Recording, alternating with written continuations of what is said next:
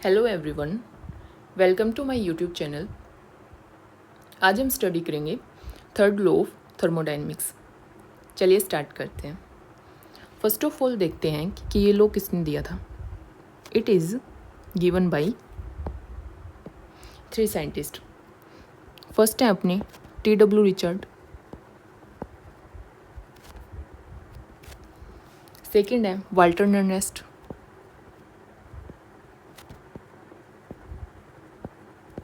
And third one is Max Planck. ठीक है, अब इसकी स्टेटमेंट समझते हैं।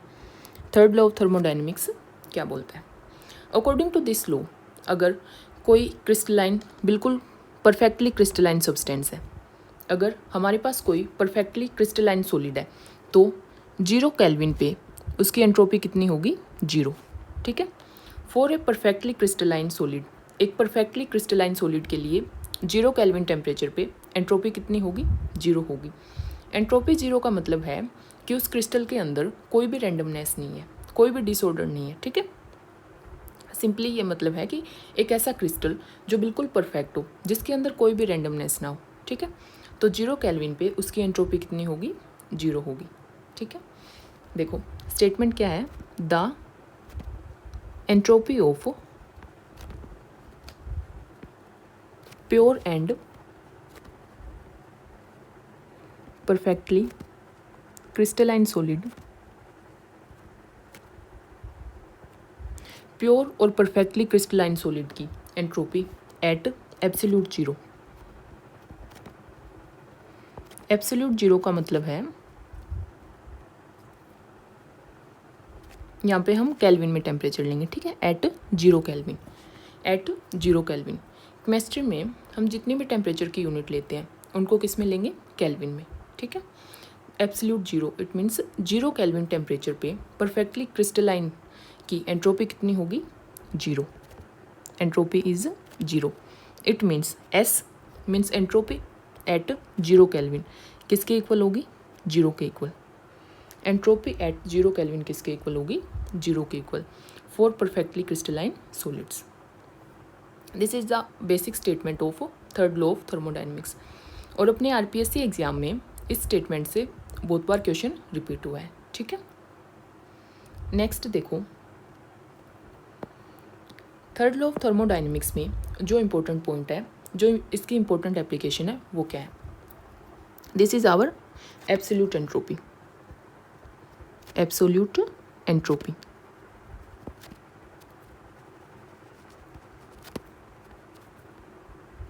Bye the help of third law of thermodynamics हम किसी भी सॉलिड की एब्सोल्यूट एंट्रोपी को कैलकुलेट कर सकते हैं। ठीक है, एब्सोल्यूट एंट्रोपी का मतलब है कि किसी भी सॉलिड की एट टी केल्विन टेम्परेचर कितनी एंट्रोपी होगी। ठीक है, entropy of solid at T kelvin temperature, और कंडीशन इसमें क्या होगी? Constant pressure. Eight constant pressure and T kelvin temperature किसी भी सॉलिड की एंट्रोपी कितनी होगी, उसी को हम क्या बोलेंगे? Absolute entropy. ठीक है, तो एब्सोल्यूट एंट्रोपी का फॉर्मूला क्या है? ds is equal to Cp T into dt। Heat capacity at constant pressure, और जो एंट्रोपी है वो भी किस पे है? कांस्टेंट प्रेशर पे। ठीक है, अब टी टेम्परेचर पे हम एंट्रोपी फाइंड करते हैं। इसके लिए क्या करेंगे? इस इक्वेशन को इंटीग्रेट करेंगे। सिंपली क्या करेंगे? इक्वेशन को इंटीग्रेट करेंगे 0 से लेके s तक। s means at T temperature, integration of Cp T dt 0 to T। ठीक है, टेम्परेचर की रेंज क्या है? 0 केल्विन से लेके T केल्विन तक। इसको देखो हम ऐसे भी लिख सकते हैं, Cp dt divide by T 0 to T kelvin. ठीक है, अब देखो जब हम S को 0 से S तक इंटीग्रेट करेंगे तो ये क्या आएगा अपना? S at temperature T minus S at temperature 0 is equal to integration of 0 to T with respect to Cp dt divide by T। ठीक है, और अभी अभी अपने ने एक स्टेटमेंट देखी थी कि S0 it means entropy at 0 kelvin कितनी होगी, 0 के इक्वल होगी। S0 की वैल्यू किसके इक्वल होगी, 0 के इक्वल। तो इससे हम ये फाइंड कर सकते हैं कि ST is equal to 0 to T CP ln T। ठीक है, ये जो इक्वेशन हमने ड्राइव की है ये बहुत बार एग्जाम में डायरेक्ट पूछिए। ठीक है, ये याद रखना। एब्सोल्यूट एंट्रोपी किसके इक्वल आ गया, ST is equal to CP ln T के इक्वल। ठीक है, और इसको हमने किसकी हेल्प से कैलकुलेट किया, bye the help of third law of thermodynamics. Next देखो, अगर हम CP और ln T के बीच में ग्राफ ड्रॉ करते हैं। ठीक है, अगर हम CP और ln T के बीच में ग्राफ प्लॉट करते हैं तो ग्राफ कुछ ऐसा आएगा। ठीक है, between CP and ln T। तो देखो, जो CP और ln T के बीच में ग्राफ प्लॉट कर रहे हैं उसके अंदर जो भी एरिया आ रहा है ये किसको रिप्रेजेंट कर रहा है, area under CP and ln T graph represent the absolute entropy. ये एरिया किसको रिप्रेजेंट कर रहा है, एब्सोल्यूट एंट्रोपी को। ठीक है, RPSC में एक बार बिल्कुल ये डायरेक्ट क्वेश्चन पूछा था, area between CP and ln T किसको रिप्रेजेंट करता है, तो ये किसको रिप्रेजेंट करेगा, ST को, एब्सोल्यूट एंट्रोपी को। ठीक है, अब एक चीज़ देखो, ये जो ग्राफ है ये हमने कैसे ड्रॉ किया है, एक्सपेरिमेंटली। ग्राफ हमने कैसे ड्रॉ किया है, एक्सपेरिमेंटली। ठीक है, लेकिन जब टेम्परेचर बहुत ज़्यादा कम हो जाएगा, ठीक है, जब टेम्परेचर बहुत ज़्यादा कम हो जाएगा तो उस टाइम पे हम CP की वैल्यू एक्सपेरिमेंटली डिटरमाइन नहीं कर सकते। ठीक है, CP की वैल्यू हम एट लो टेम्परेचर, CP की value at very low temperature हम एक्सपेरिमेंटली डिटरमाइन नहीं कर सकते। ठीक है, it is not possible to obtain the value of CP at absolute 0।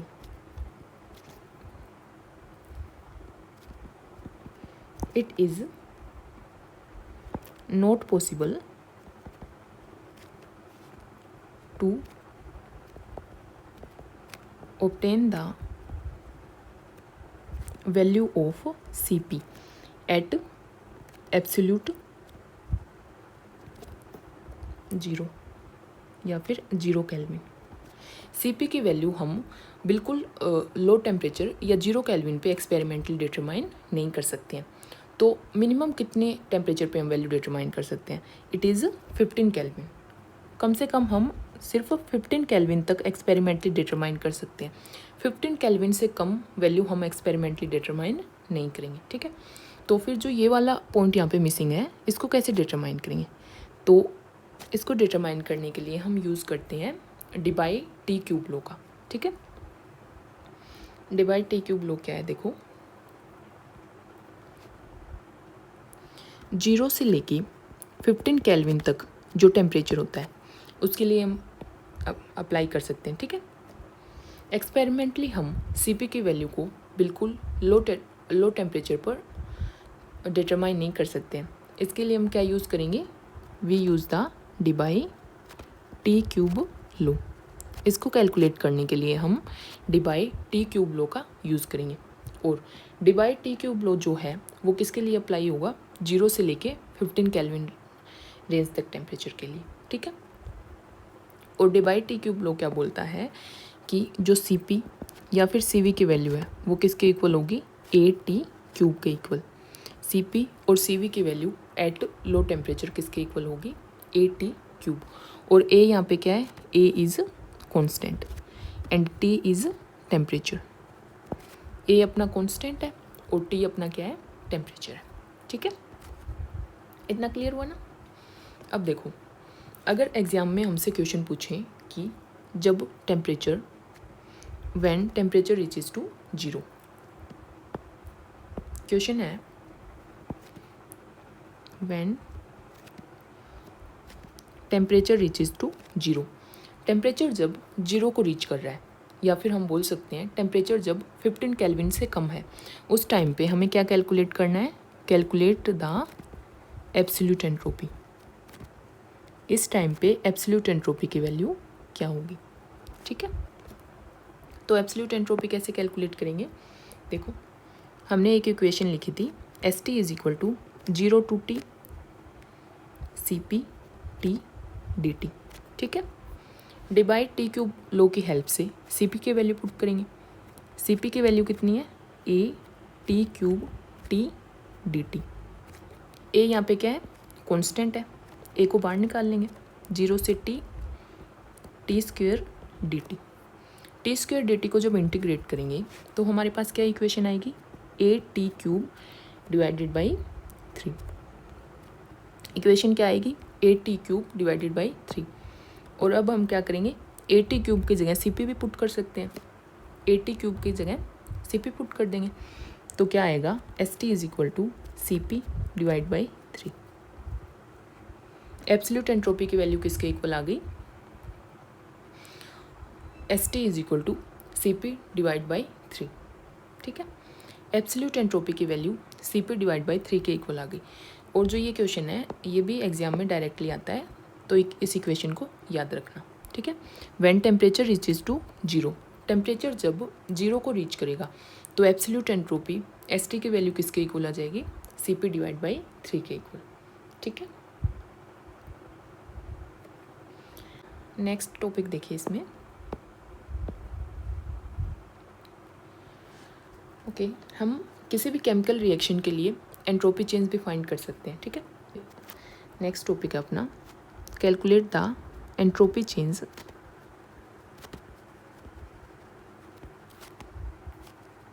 In chemical reaction. Chemical reaction में एंट्रोपी चेंज को कैलकुलेट करना, तो ये बिल्कुल सिंपल सा है। देखो सपोज रिएक्टेंट है, वो किस में कन्वर्ट हो रही है, प्रोडक्ट में। तो इसके लिए जो एंट्रोपी चेंज होगा स्टैंडर्ड कंडीशन में, जो एंट्रोपी चेंज होगा वो किसके इक्वल होगा, summation of entropy of product minus summation of entropy of reactant.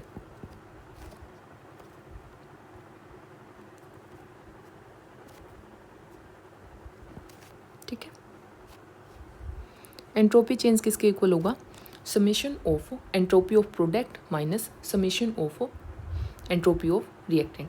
It means जितने भी प्रोडक्ट दे रखे हैं, प्रोडक्ट में जितने भी एलिमेंट्स हैं उनकी स्टैंडर्ड कंडीशन में एंट्रोपी को ऐड करेंगे, माइनस रिएक्टेंट में जितने भी एलिमेंट्स दे रखे हैं उनकी स्टैंडर्ड कंडीशन में एंट्रोपी को ऐड करेंगे और प्रोडक्ट से माइनस कर देंगे। ठीक है, स्टैंडर्ड कंडीशन का मतलब है कि 1 मोल ऑफ सब्सटेंस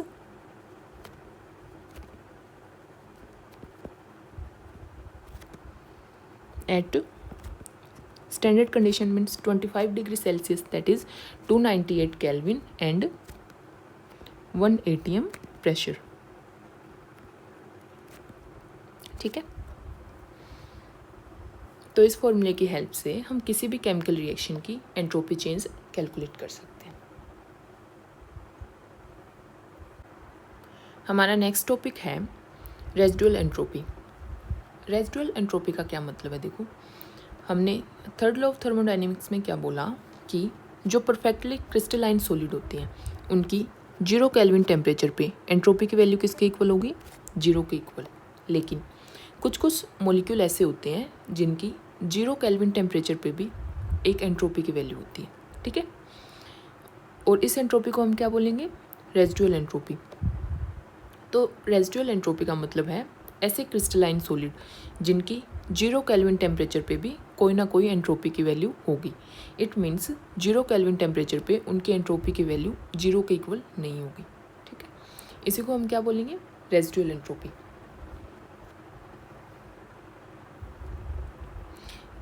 तो इसको हम लिख सकते हैं कि देखो there are some solid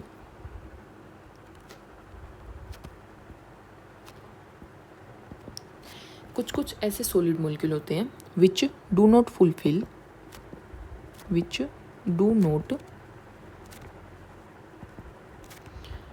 the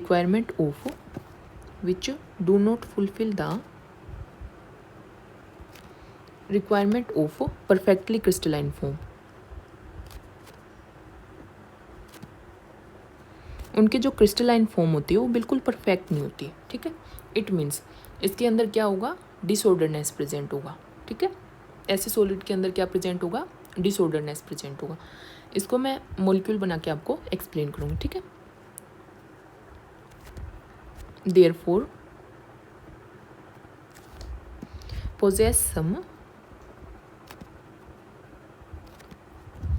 positive entropy value.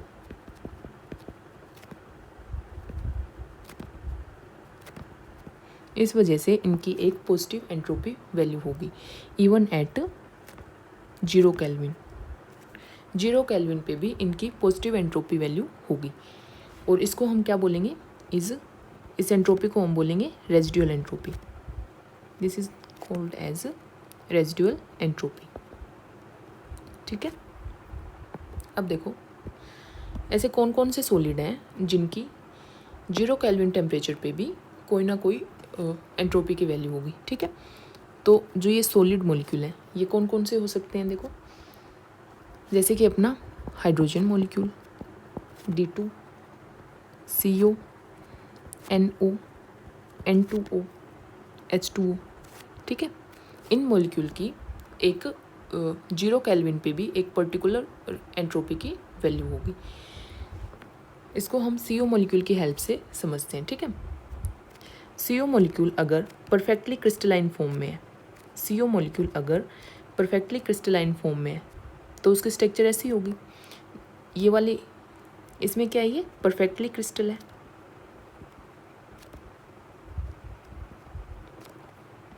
और कोई भी रैंडमनेस प्रेजेंट नहीं है। लेकिन जो इसकी एक्चुअल स्ट्रक्चर होती है, जब हम एक्सरे की हेल्प से इस मॉलिक्यूल की एक्चुअल स्ट्रक्चर को स्टडी करेंगे तो एक्चुअल स्ट्रक्चर में हम क्या देखेंगे कि कुछ CO मॉलिक्यूल तो है बिल्कुल ऐसे अरेंज है, बट कुछ CO मॉलिक्यूल OC की फॉर्म में अरेंज है, ठीक है। देखो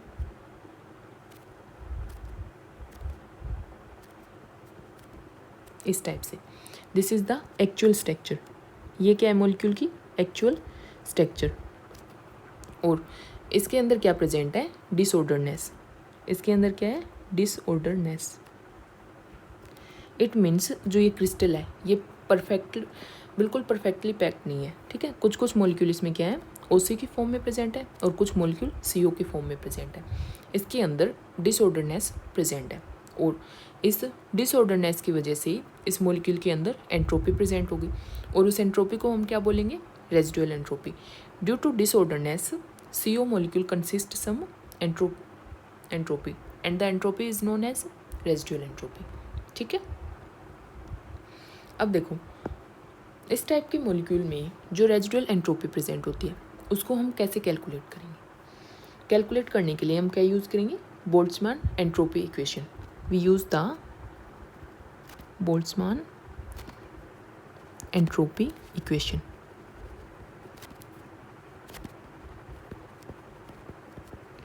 बोल्ट्जमान एंट्रोपी इक्वेशन क्या है कि जो एंट्रोपी होगी ना वो किसके इक्वल होगी, KB ln W के इक्वल। एंट्रोपी किसके इक्वल होगी, S is equal to KB ln W। S अपना क्या है, एंट्रोपी है, ठीक है। KB किसको रिप्रेजेंट कर रहा है, बोल्ट्जमान कांस्टेंट को। KB रिप्रेजेंट्स बोल्ट्जमान कांस्टेंट, ठीक है। और W रिप्रेजेंट कर रहा है थर्मोडायनेमिक प्रोबेबिलिटी को।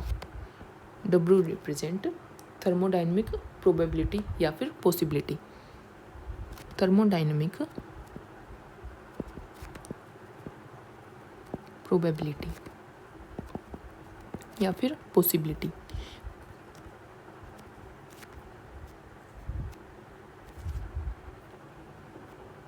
पॉसिबिलिटी, ठीक है।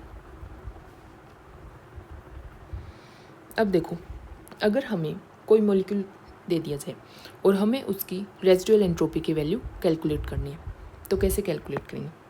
सपोज थर्मोडायनेमिक प्रोबेबिलिटी को कैसे कैलकुलेट करेंगे, सबसे पहले इसको समझते हैं, ठीक है। उसके बाद मॉलिक्यूल के एग्जाम्पल को समझेंगे। जो थर्मोडायनेमिक प्रोबेबिलिटी W है ये किसके इक्वल होगा, X NA। W is equal to X NA। X क्या है, number of possible arrangement, number of possible arrangement, x is number of possible arrangement. Number of possible arrangement का मतलब है, suppose हमारे पास दो बॉल हैं, एक तो वाइट कलर की है और एक ब्लैक कलर की बॉल है। इन दोनों बॉल्स को हम किसी बॉक्स में कितने वे में अरेंज कर सकते हैं, कितने पॉसिबल अरेंजमेंट हो सकते हैं। तो देखो इसके दो ही पॉसिबल अरेंजमेंट होंगे, या तो ब्लैक आगे वाइट पीछे या फिर वाइट आगे ब्लैक उसके बाद में रख देंगे। ठीक है, तो इसमें नंबर ऑफ पॉसिबल अरेंजमेंट क्या आगे 2। ठीक है, और Na अपना क्या है, Avogadro number, Na is Avogadro number. ठीक है, अब देखो जब हम x की W की वैल्यू इसमें पुट करेंगे, जब हम बोल्ट्जमान एंट्रोपी इक्वेशन में W की वैल्यू पुट करेंगे तो हमें क्या ऑब्टेन होगा, entropy is equal to KB ln x की पावर Na। ठीक है, और लॉग में जब किसी भी एंटिटी की पावर होती है तो वो आगे किस में आ जाएगी, मल्टीप्लाई में। तो ये आ जाएगा Na into KB ln x। ठीक है, बोल्ट्जमान कांस्टेंट की वैल्यू किसके इक्वल होती है, देखो R divide by Na। Boltzmann constant is equal to R divided by Na। R अपना क्या है, gas constant, R is gas constant. इसकी वैल्यू किसके इक्वल होती है, 8.314 जूल पर केल्विन पर मोल। तो देखो R किसके इक्वल होगा, KB इंटू Na। तो यहाँ पे हम क्या पुट कर सकते हैं, R, S is equal to R ln x। Second equation हमने क्या ड्राइव की, S is equal to R ln x, और x क्या है, number of possible arrangement, x is number of possible arrangement. अब इसको एग्जाम्पल की हेल्प से समझते हैं। देखो हमें रेजिडुअल एंट्रोपी कैलकुलेट करनी है CO मॉलिक्यूल के लिए। रेजिडुअल एंट्रोपी किसके लिए कैलकुलेट करनी है, CO मॉलिक्यूल के लिए। अब देखो CO मॉलिक्यूल के लिए x की वैल्यू कितनी होगी, CO को या तो हम ऐसे अरेंज कर सकते हैं CO की फॉर्म में या फिर OC की फॉर्म में। तो x की वैल्यू कितनी आ जाएगी 2, x की वैल्यू कितनी आ जाएगी 2। तो S is equal to R ln 2। Residual entropy की वैल्यू किसके इक्वल आ गई, S is equal to R ln 2। ठीक है, अब इसमें वैल्यू पुट करो, देखो R इंटू 2.303 log 2। R की वैल्यू किसके इक्वल होगी, 8.314 2.303, और log 2 की वैल्यू किसके इक्वल होगी 0.3010। ठीक है, तो ओवरऑल जब इसको कैलकुलेट करेंगे तो हमारा आंसर आएगा 5.76 जूल पर केल्विन पर मोल। ठीक है, CO मॉलिक्यूल के लिए रेजिडुअल एंट्रोपी की वैल्यू कितनी आ गई, 5.76 जूल पर केल्विन पर मोल। ठीक है, और यही सेम रिजल्ट किसके लिए रहेगा, N2O मॉलिक्यूल के लिए। Same result for N2O molecule, क्योंकि जो N2O मॉलिक्यूल होता है उसमें भी नंबर ऑफ पॉसिबल अरेंजमेंट कितने होंगे 2। N2O मॉलिक्यूल में भी नंबर ऑफ पॉसिबल अरेंजमेंट कितने होंगे 2। ठीक है, एक चीज़ और समझो, जो हम थर्ड लॉ ऑफ थर्मोडायनेमिक्स की हेल्प से कैलकुलेट करते हैं, थर्ड लॉ ऑफ थर्मोडायनेमिक्स की हेल्प से हम क्या कैलकुलेट करते हैं, एब्सोल्यूट एंट्रोपी। और एब्सोल्यूट एंट्रोपी को हम और क्या बोल सकते हैं, थर्मल एंट्रोपी। इसको हम और क्या बोल सकते हैं, थर्मल एंट्रोपी। और थर्मल एंट्रोपी में हम कभी भी रेजिडुअल एंट्रोपी को इंक्लूड नहीं करेंगे। ठीक है, थर्मल एंट्रोपी में कभी भी रेजिडुअल एंट्रोपी को इंक्लूड नहीं करेंगे। क्यों नहीं करेंगे, क्योंकि थर्ड लॉ ऑफ थर्मोडायनेमिक्स केवल उन्हीं मॉलिक्यूल के लिए एप्लीकेबल होता है जिनके लिए 0 केल्विन टेम्परेचर पे एंट्रोपी की वैल्यू कितनी हो, 0 हो, जिनके लिए रेजिडुअल एंट्रोपी एब्सेंट हो। ठीक है, लेकिन बोल्ट्जमैन इक्वेशन से हम जो एंट्रोपी कैलकुलेट करते हैं, बोल्ट्जमैन इक्वेशन से हम जो एंट्रोपी कैलकुलेट करते हैं, बोल्ट्जमैन एंट्रोपी इक्वेशन से जो एंट्रोपी कैलकुलेट करते हैं, इसको हम क्या बोलते हैं, स्टैटिस्टिकल एंट्रोपी। Statistical entropy. और जो स्टैटिस्टिकल एंट्रोपी होती है इसमें हम रेजिडुअल एंट्रोपी को भी क्या करेंगे, इंक्लूड करेंगे। स्टैटिस्टिकल एंट्रोपी में हम क्या करेंगे, रेजिडुअल एंट्रोपी को भी इंक्लूड करेंगे। तो अगर एग्ज़ाम में हमसे थर्मल एंट्रोपी और स्टैटिकल एंट्रोपी को कंपेयर करने के लिए बोलें तो याद रखना जो थर्मल एंट्रोपी होती है this is always less than statistical entropy. Thermal entropy की वैल्यू स्टैटिस्टिकल एंट्रोपी के कंपैरिजन में क्या होगी, कम होगी, स्मॉलर होगी। क्यों? क्योंकि थर्मल एंट्रोपी में हम रेजिडुअल एंट्रोपी को इंक्लूड नहीं करेंगे। ठीक है, इसी के साथ अपना third law of thermodynamics complete होता है। Thank you so much for watching.